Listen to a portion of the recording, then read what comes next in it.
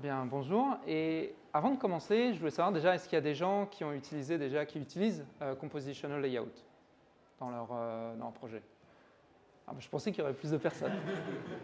Et du coup, ce qui va avec les Diffable Data Source, non plus, il n'y a personne pour l'instant qui utilise. Ah d'accord. Bon, j'aurais cru que ça aurait été l'inverse, comme quoi. On va parler surtout des Compositional Layout aujourd'hui. Donc moi je m'appelle Franck, je suis le développeur iOS chez Photoroom. Pour un tout petit peu de contexte, Photoroom c'est une application d'édition de photos qui permet de créer des images de qualité professionnelle sans vraiment de formation. Le point d'intérêt c'est qu'on va utiliser du machine learning pour transformer les pixels en objets et rendre finalement des tâches qui sont difficiles normalement comme le retirer à l'arrière-plan d'une image aussi facile qu'un jeu d'enfant. Donc ça, c'était un petit peu pour le contexte de l'application. Et du coup, nous, qu'est-ce qu'on va voir aujourd'hui? C'est donc Using Compositional Layout to redesign a UI used by millions. Qu'est-ce que ça veut dire? Eh bien, ça veut dire prendre l'interface qu'il y a à droite, qui était notre interface historique, où effectivement, on voit qu'en bas, on a une collection view en fait, qui imbrique d'autres collection view. On a un view controller qui vient se mettre en dessous. Alors, ça fonctionnait très bien, hein, mais ce n'était pas très facile à maintenir. Et on s'est dit, qu'est-ce qu'on peut améliorer? Et grâce à pas mal d'itérations, on est arrivé à ça, c'est l'interface qu'on a aujourd'hui, qui est beaucoup plus claire, qui donne plus de place à ce qu'on peut faire. Et en plus, on a des petites previews, donc c'est vraiment plus sympa. Alors, pourquoi refaire une UI? Alors qu'elle fonctionnait très bien, c'est quand même se lancer dans un projet un peu difficile, un peu dangereux, surtout quand c'est utilisé par autant de personnes. Nous, on avait juste une intuition au départ qu'elle n'était pas aussi performante ou aussi jolie qu'on aurait pu faire. Et on a eu la chance d'être avec un designer de chez Apple, un entretien, qui nous a fait remonter surtout 3 points sur lesquels on va influencer, on va discuter. Il nous a remonté le premier point, c'est le progressive disclosure. Donc ça, Apple, on en parle souvent. C'est retarder l'affichage d'une fonctionnalité avancée ou non utilisée jusqu'au moment où l'utilisateur va en avoir besoin. L'exemple d'Apple qu'ils prennent souvent, c'est par exemple un aéroport. Lorsqu'on arrive, on a plusieurs terminaux, on va juste avoir une indication des terminaux, et lorsqu'on arrive dans le terminal, là à nouveau, on a de nouvelles informations, etc. Donc on a cette information qui découle. Ça rend l'application plus simple à utiliser et en général, les utilisateurs font moins d'erreurs. Donc on en avait un petit peu dans l'ancienne UI, mais ça manquait un petit peu de hiérarchie. Effectivement, il y avait des choses qui n'étaient pas mises en valeur par rapport à d'autres, etc. L'autre point qui nous a plus surpris, qui nous a dit, c'est qu'en fait, les utilisateurs ne scrollent pas horizontalement. C'est-à-dire que pourtant Apple s'en sert, ne serait-ce que dans leur application App Store, mais jamais comme première action. C'est-à-dire que c'est toujours le scroll vertical qui domine, et après, lorsqu'on veut des informations supplémentaires, à la rigueur, on a un scroll horizontal. Alors que nous, on était sur du scroll horizontal à 100%. Et enfin, garder de la place, parce qu'on est sur un petit écran, donc comment optimiser l'utilisation de notre écran pour avoir à la fois notre vue d'édition et également nos outils, puisqu'effectivement, qui étaient petits, on avait un petit peu du mal à les différencier. Donc, à la fois, il faut garder de la place pour les deux, selon le contexte utilisé. À partir de là, on a commencé à chercher des exemples. On s'est inspiré de Memoji et de Find My, par exemple, qui tous les deux, à peu près, ont ces 3 points. C'est-à-dire que le Progressive Disclosure, on n'a pas les informations tout de suite, toutes les informations, notamment par exemple dans Memoji au niveau des couleurs. Au début, on n'a qu'un row de couleurs, on appuie, il y a plus de couleurs, et lorsqu'on appuie une nouvelle fois sur la couleur, on a le slider qui permet de choisir cette couleur. Find My, c'est pareil. Le sens de scroll principal est vertical. Et en fonction du contexte, l'écran change en fonction du contexte. C'est-à-dire que, encore une fois, dans Memoji, lorsqu'on va scroller pour avoir plus d'options, on va avoir nos options qui s'expandent. Et dès qu'on appuie sur un choix, à l'inverse, le Memoji revient et reprend toute sa place. À partir de là, on s'est dit, ça c'était des bonnes idées, comment nous on va pouvoir itérer dessus? Parce qu'en effet, on ne voulait pas prendre le risque de, juste sur une intuition ou même sur quelques conseils de tout refaire. Donc comment on s'est pris pour le faire de manière assez intelligente et qui a un certain impact. Donc je reprends un petit peu notre premier écran. Et l'objectif qu'on s'était fixé, c'est lorsque, pour tout nouvel utilisateur, on voudrait qu'il lance l'application pour la première fois, on voudrait plus d'utilisateurs qui vont au bout du tunnel et qui viennent et qui exportent leurs photos et les partagent. Donc lorsqu'on est parti de notre début, on a commencé par faire un tout premier prototype. Ce premier prototype, il était non fonctionnel. Quand je dis non fonctionnel, c'est-à-dire que chacun des items sur lesquels on pouvait appuyer ne faisait pas vraiment d'effet. Par contre, on avait déjà le scroll vertical qui donnait plus de place ou non à la fenêtre d'édition. On avait du scroll horizontal. On a déjà pu voir un petit peu comment on ressent. Donc cette version, elle a fait le tour de l'équipe, elle a fait le tour des investisseurs, elle a fait le tour des gens dans la rue aussi, puisqu'on va et on teste un petit peu dans la rue, on leur donne 2 devices, on leur dit qu'est-ce que vous préférez. Ça nous a permis de valider des hypothèses et d'en supprimer. Valider que notre interface en bas fonctionnait plutôt bien. Par contre, les 3 tabs Arrange, Effect et Look, ça ne fonctionne pas, du moins dans notre application, qui était inspirée de Memoji. Du coup, ça c'est la première version qu'on a envoyée aux utilisateurs, qui est très proche finalement de la version finale. Ce qu'on a fait, c'est qu'en premier temps, on l'a envoyé sur usertesting.com, qui est un site qui permet à des utilisateurs de tester votre application. Ils sont enregistrés et ils vous disent qu'est-ce qu'ils en pensent. Et puis, on a commencé aussi à A/B tester, tout simplement en faisant des releases à 2% de nos utilisateurs, etc., et pouvoir comparer si on avait vraiment une amélioration.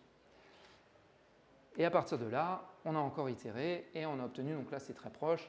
Finalement, qu'est-ce qui change? Là, on ne voit pas, mais il y a aussi des couleurs qui sont venues s'afficher, il y a des cellules qui changent un peu de taille, des cellules qui changent d'ordre. Du coup, le titre de cette présentation, c'est Compositional Layout, et c'est voir comment Compositional Layout va nous permettre d'itérer rapidement à partir justement de... Il va nous servir à créer ce layout et surtout à itérer de manière assez simple. Compositional Layout, on va rapidement faire un récapitulatif et puis on va faire un petit peu de live coding pour voir comment nous on l'a mis en place dans notre application. Je ne vais pas refaire toute la description en détail, il y a des très bons blog posts là-dessus. Compositional Layout, ça a été introduit en 2019 avec iOS 13, le but étant de résoudre les problèmes de layout complexes pour les collection views. Actuellement, avant, il y avait aussi des développeurs qui avaient des collection views dans d'autres collection views, des table views qui contenaient des collection views. Là, maintenant, le but, c'est de n'avoir qu'une seule collection view qui permette d'avoir vraiment ces layouts un petit peu complexes. Et l'exemple qu'ils donnent souvent, c'est qu'ils l'ont utilisé pour l'App Store. Donc ici, on voit qu'effectivement, il y a différents layouts, alors que derrière, à chaque fois, en termes de modèle, on pourrait voir que c'est une application. Ici, on a le squelette justement de l'application App Store et un petit peu les building blocks de Compositional Layout, c'est section, groupe et item.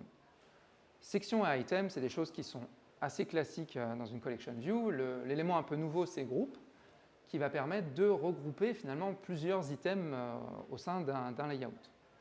Dans notre cas, vous allez voir, groupe et section sont très interchangeables. Et cependant, en dessous, on va voir donc les 3 types de classes, effectivement les 3 types de layout qui vont nous intéresser, donc layout item, layout groupe et layout section. Eh bien, chacun s'exprime avec un collection layout size. Et pourquoi ça change un petit peu d'un size? Ce n'est pas un CG size classique. À l'intérieur, on va utiliser des layout dimensions qui peuvent s'exprimer de manière proportionnelle, fixe ou estimée. En effet, finalement, la taille d'un élément va être relatif à l'élément qu'il contient. Un item peut être relatif à un groupe et un groupe à une section. Ça, c'est tout pour la présentation. Et on va passer dans une petite phase un petit peu de live coding. Hop. Donc.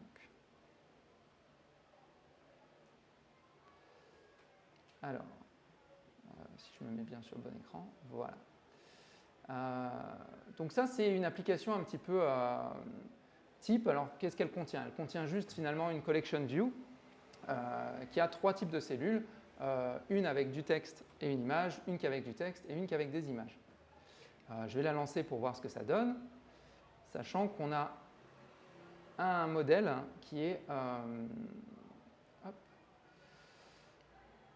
vais mettre est-ce que, juste, voilà, on va se mettre comme ça va permettre de nous aider, s'il veut bien, se recaler au bon endroit, voilà. Hop.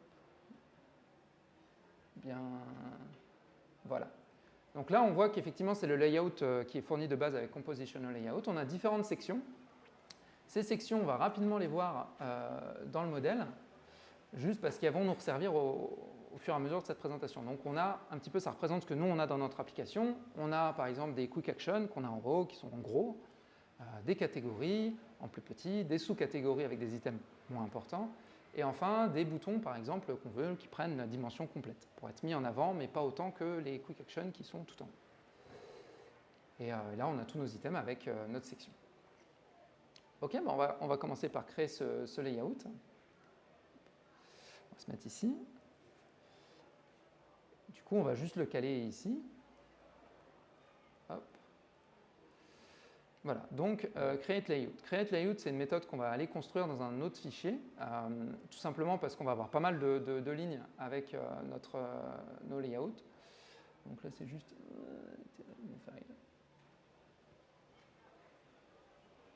Hop. Et qu'on va appeler tout simplement vue contrôleur. Hop. Contrôleur plus layout. Voilà. Voilà. Donc on va se mettre en UIKit et une extension de notre vue contrôleur. Voilà. Alors, notre méthode createLayout, qu'est-ce qu'elle fait? Eh bien, tout simplement, elle retourne un collection view layout et on va créer un compositional layout. Il y a plusieurs manières de créer un compositional layout. Celui qui va nous intéresser ici, c'est avec une closure qui, à chaque fois, nous retourne l'index de la section. Du coup, on va pouvoir créer des layouts différents pour chaque section. À partir de là, donc, on va créer notre méthode qui va créer ce compositional layout, ou plutôt notre section, notre layout de section pour chaque type de section. Donc là, on récupère le modèle, on switch sur la section. Pour l'instant, on peut voir qu'on va tous mettre en quick action et on va évoluer au fur et à mesure. Hop. Donc notre première méthode, create, donc voilà, quick action, va se décomposer en plusieurs parties. Notre but ici, ce qu'on souhaite faire, c'est on veut que nos items qu'on a ici prennent toute la dimension de la ligne. C'est-à-dire que si on avait 2 items, on veut qu'ils prennent 50% chacun de la largeur. Si on en veut 3, on veut qu'ils prennent 33%. Donc dans un premier temps, qu'est-ce qu'on va faire? On va définir notre largeur d'item. Alors, je vais peut-être un petit peu, parce qu'on ne voit peut-être pas grand-chose là, tout en bas. Jack. Voilà. Donc, notre dimension, donc, je prends 1, qui est la largeur, et je la divise par notre nombre d'items dans notre section. Là, maintenant, du coup, à partir de là, je vais créer notre... on pourra se mettre comme ça. Voilà. Je vais créer notre size de notre item. Et c'est là qu'elle commence à intervenir justement les tailles fractionnelles. Donc ce qu'on veut, c'est qu'ici, on a une fractional width de notre width dimension. Notre width dimension, ça peut être effectivement 0,5, 0,33. Eh bien, on dit que tu prendras 0,33 de ton parent, de ton groupe. Et en hauteur, bah, tu prends 1, c'est-à-dire tu prends 100% de la hauteur de ton groupe. Maintenant, on va définir notre groupe. Donc notre groupe, on veut qu'il soit d'une dimension ici de 1, c'est dans largeur. Il prend la largeur de toute notre vue. Et en hauteur, je lui donne une dimension fixe de 80. Donc, il y a eu un petit loupé. Je vois qu'il manque un. Hop. Non, normalement c'est bon. C'est juste que... Ah. Voilà. À vouloir trop copier. Donc effectivement, notre size ici, il est ici. Non, c'est pas bon. Hop.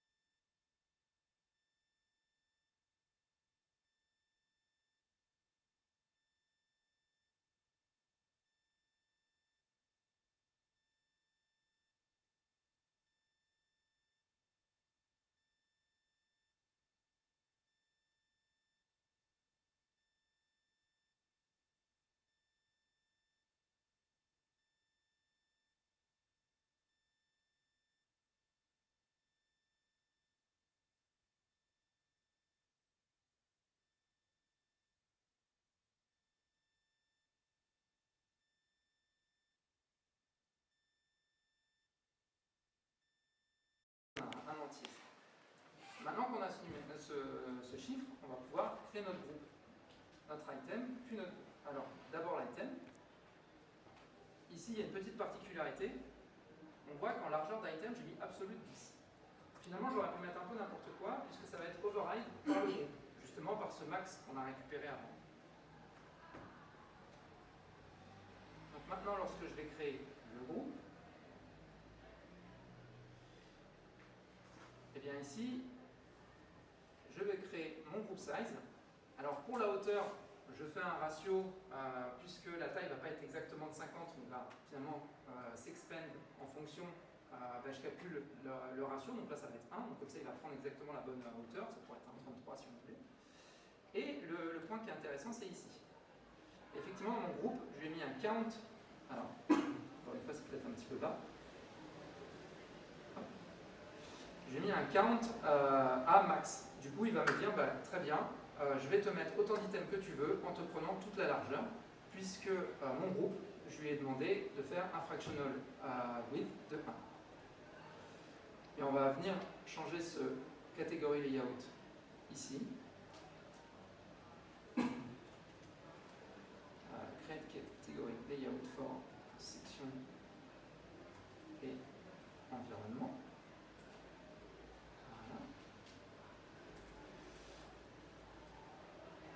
Et si je relance,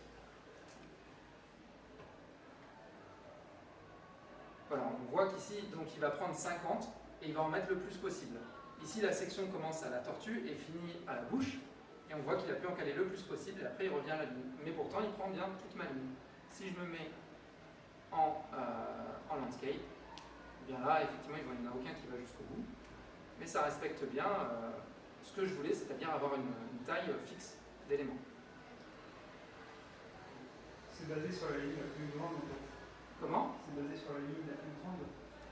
En fait, là ici on a 3 sections. Hein. Donc là par exemple il va aller jusqu'au bout et il revient à la ligne et il en met en fait, il en a mis autant qu'il pouvait. Moi je lui ai donné mets-moi-en 50 et voir combien il peut en mettre 50. S'il y avait, on imagine peut-être qu'il y avait un reste, ça je ne sais pas, mais Composition Layout a agrandi les cellules pour venir caler au maximum. Eh bien il ne reste plus que le dernier en bas avec les textes et notre sous-catégorie. Et pour notre sous-catégorie, on va faire un auto-sizing, par exemple, parce que c'est vrai que c'est aussi quelque chose qu'on utilise assez souvent. Et d'auto-sizing, pour nos cellules, on va le créer de cette manière-là. Donc là, je recopie tout, parce qu'effectivement, ça change, c'est ce qu'on voit chaque fois. Je crée mon item, mon groupe et ma section. Sauf que là, je lui donne du estimated. Et lui, après, il va utiliser la taille intrinsèque, et il va venir mettre la bonne taille. Là, je peux voir en sous-catégorie, par exemple. Et en sous-catégorie, je peux mettre Create Estimated Size Layout.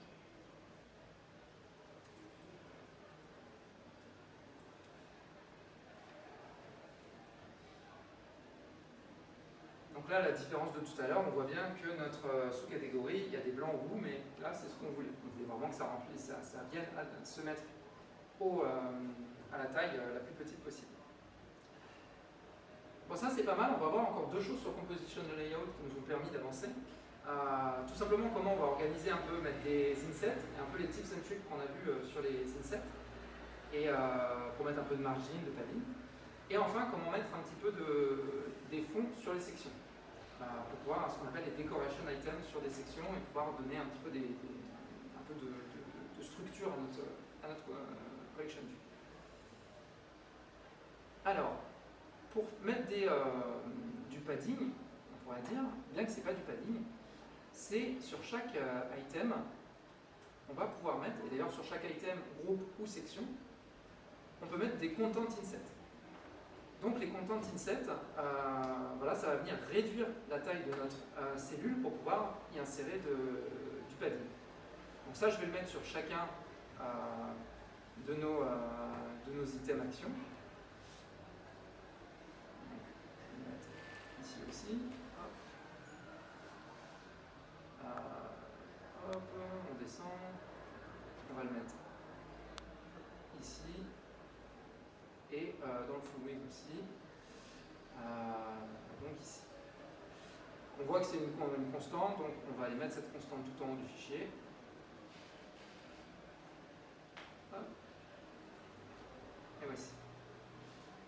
Donc là, si je relance, on va s'imaginer, bah, très bien, je vais avoir des paddings partout. Ça fonctionne. Petite chose qu'on a mis du temps à comprendre, pourquoi ici ça ne fonctionne pas. Tout simplement parce qu'on a dit que c'était des estimated size, et il va prendre le size le plus petit possible. Or, ce qu'on vient de mettre, ce sont des insets. Or, il ne peut pas mettre d'inset sur quelque chose qui est déjà le plus petit possible. Heureusement, il y a des attributs sur Compositional Layout qui vont nous permettre de régler ce problème. Si je retourne sur mon estimated size, plutôt que de mettre un content inset,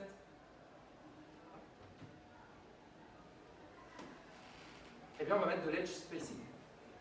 Et là, edge spacing, c'est l'inverse, c'est-à-dire je veux vraiment que tu mettes classiquement de l'espace entre mes cellules. Sachez que si on avait mis edge spacing à l'inverse ici, on aurait eu des soucis, c'est-à-dire qu'on aurait des fois des cellules qui dépassent de notre largeur, puisqu'on a forcé à rajouter des margines. Eh bien maintenant, on peut aussi en rajouter un petit peu sur nos sections. Donc à la fin de notre section de layout, lorsqu'on a tous nos... On peut aussi rajouter des valeurs. Hop, et voilà, donc là on voit un petit peu mieux nos différentes sections. Donc maintenant il nous reste notre dernier point à voir, c'est moi ce que je voudrais, c'est avoir un fond. Par exemple, toutes mes catégories, je voudrais qu'elles soient un petit peu groupées et je voudrais un fond avec des corners, comme on a pu voir notamment comme on a fait pour notre application. Pour ça, on va devoir créer une nouvelle. On va utiliser des supplementary views. Donc ça, je vais créer un nouveau fichier dans lequel on va mettre toutes nos supplementary views. Hop, une file.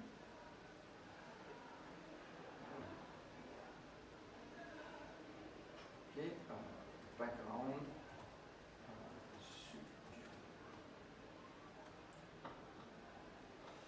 Ok, donc on va la mettre en UIKit. Et on va créer cette vue.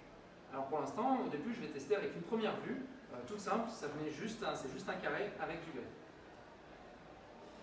Comment on va mettre ça dans notre layout? Eh bien, il faut d'abord le register. Comme on va register normalement des cellules sur une collection view, ici notre layout complet, on va register notre view. Et maintenant, il va falloir qu'on lui crée un layout. Donc, on va aller créer un layout. Bon, je le mets tout en bas, mais hop, un layout exclusivement pour notre background. La seule différence, c'est qu'on va créer des layout decoration items de type background, puisqu'il y a aussi pour type header, pour type footer, il y a plusieurs types. Et je lui donne un peu de padding. Et maintenant, j'ai plus qu'à l'ajouter. Alors là, par exemple, je vais l'ajouter à mon type, on a dit catégorie. Je remonte, catégorie, section layout, ajoute-moi un decoration item. L'avantage qu'on va avoir ici, c'est que c'est complètement décorrélé du modèle. Maintenant, là, hop, on voit, je me suis mis un carré qui remplit toute ma section. Donc là, en fait, il y a 3 carrés. Et maintenant, il ne reste plus qu'à obtenir finalement nos points arrondis. Donc pour ça, on va devoir créer 3 types de background. Un avec sans bords arrondis, un avec des bords arrondis en haut et un avec des bords arrondis en bas. Donc je vais juste aller les remettre dans le même fichier pour l'instant.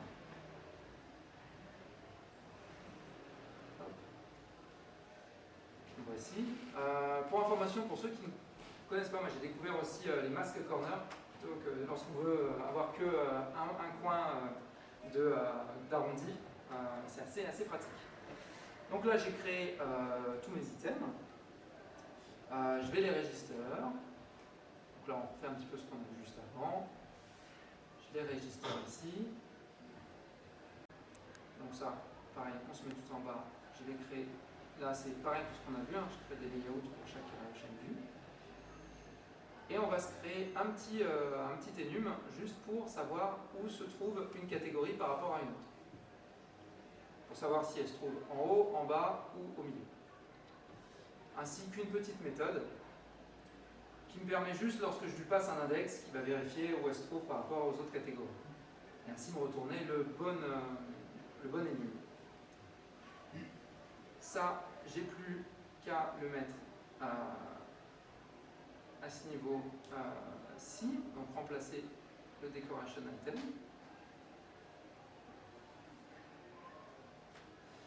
Voilà, avec notre switch. Et je vais en profiter pour aussi rajouter à la fin de mon layout une configuration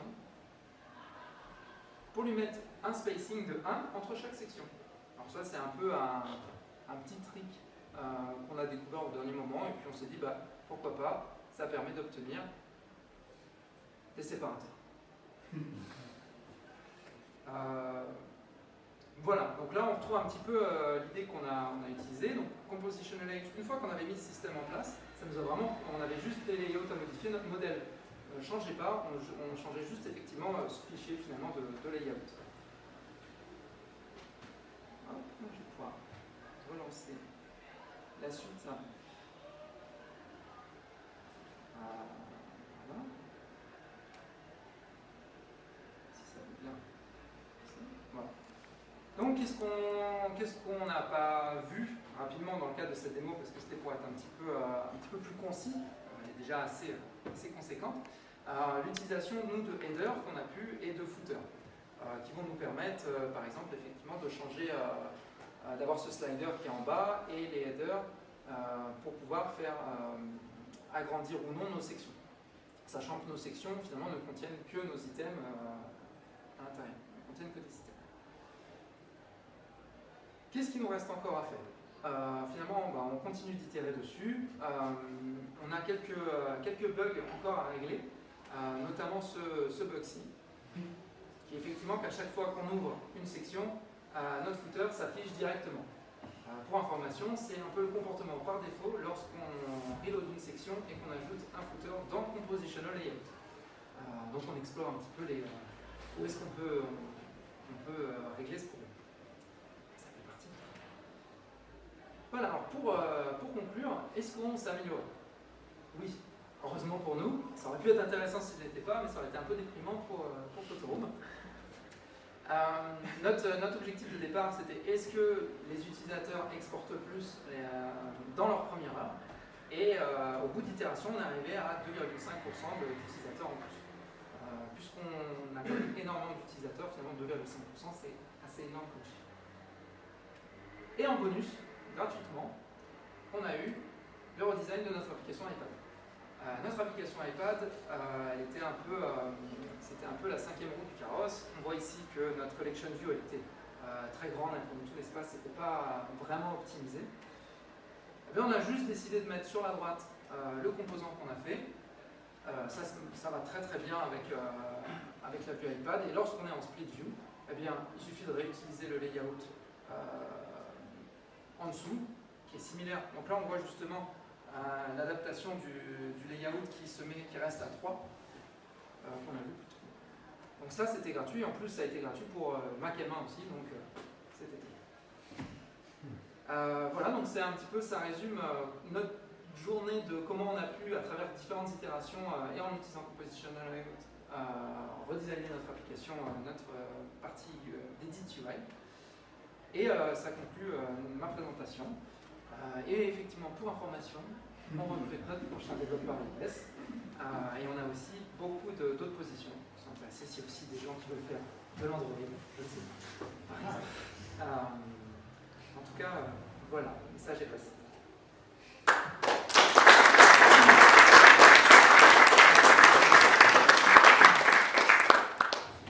Maintenant, s'il y a quelques questions.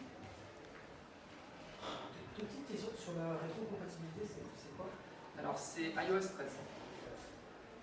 Et pour les decoration items, tu n'avais pas des types dividers plutôt que de mettre un spacing? Alors, il y a peut-être des types dividers. Nous, c'est en fait, on s'amusait un petit peu avec. On a vu que ça fonctionnait bien. Pour l'instant, ça remplit le job pour nous. C'est probablement pas pour ça que c'est utilisé.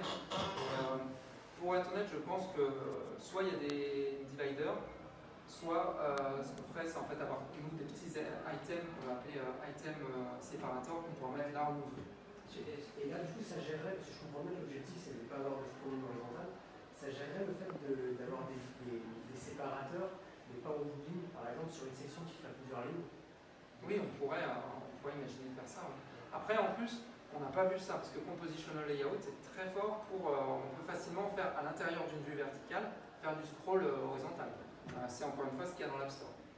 Dans l'App Store, on peut swiper, et c'est là aussi que c'est très puissant pour positional layout, parce que ça reprend un peu les layouts classiques qu'on voit sur Netflix ou autre, en n'ayant qu'une seule collection de vues.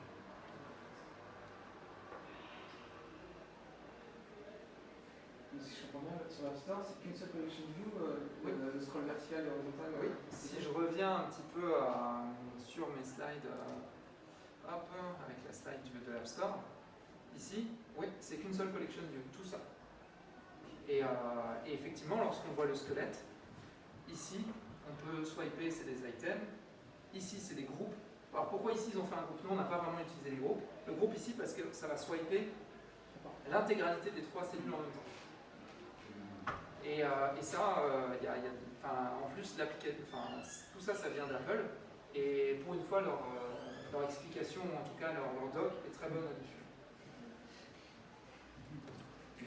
Est-ce que tu as déjà rencontré des soucis avec du sizing auto sur des cellules qui contiennent du texte? La cellule s'adapte bien au texte qu'elle contient, tout se passe bien dans l'IRM. Alors, là, ça a l'air de se passer. Là, ça se passe bien. Et effectivement, après, nous, on n'a pas eu trop le cas d'avoir deux tailles. Ça ne nous a pas trop embêté. J'imagine que là, si on est en auto-sizing, ça devrait bien fonctionner. On peut imaginer peut-être que la taille, comment ça va être si la taille, elle est différente de la cellule d'à côté. Ça, effectivement, à mon avis, je pense que toute la ligne doit être plus grande.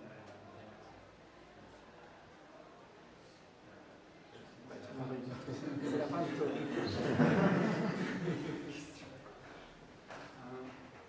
En ce qui concerne les headers et les footers, Oui.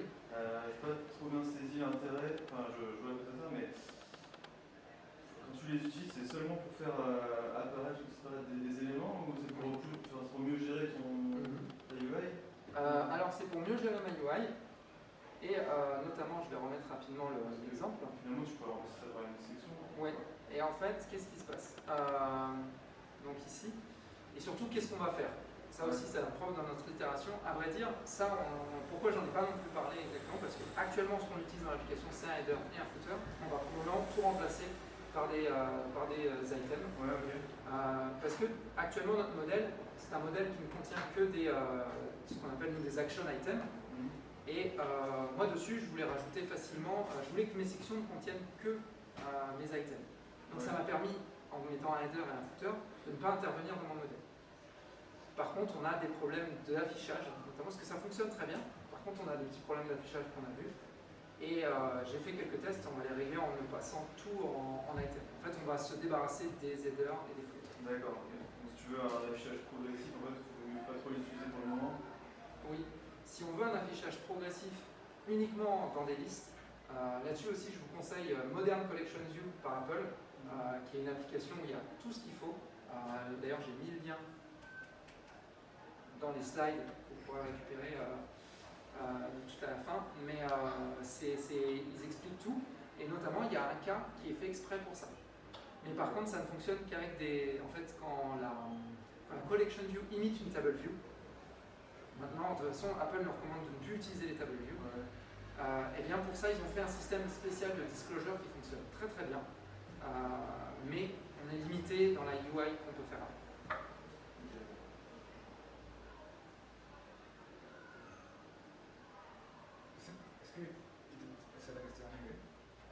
Yes, sure.